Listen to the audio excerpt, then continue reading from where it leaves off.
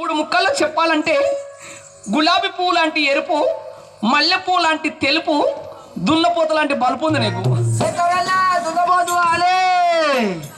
ఓ శంకరులు ఎన్ని అన్నా నేను బాధపడేవాడిని కాదమ్మా. బాధపడాడు అసలే. బాధపడే గుండె కాదు, ఇది గట్టి గుండె. భరించుకుంటాడు కానీ పట్టు పట్టరాదు, పట్టి వీడరాదు, పట్టనేలి బిగ్గంబు పట్టవలయు స్వామి. పట్టి విడిచిన దానికంటే పరగ సచ్చుట మేలమ్మా. మనసులో ఏ కోరిక కూడా కోరుకోకూడదు. ఆ కోరిక ఒకవేళ నెరవేరకుంటే బతుకుతే బ్రతికినన్ని రోజు మనసుగా కూడా పక్కకు పోతాది.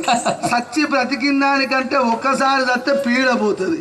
మంచిగా వచ్చినట్టు ఇప్పుడు నువ్వే నాకు దక్కకపోతే నేను ఎందుకు బతకటం స్వామి?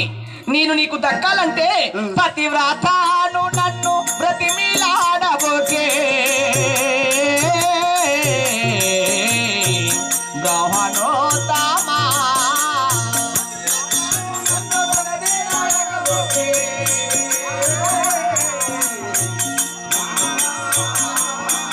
నీకు యతి పుణ్యమ పును యమాటలనబోకే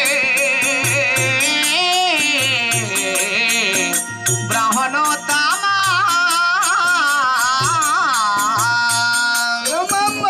నేను పతివ్రతనండి. అంటే పతివ్రత అంటే ఏంటో తెలుసా? పాకురు పెట్టిన బండ లాంటిది.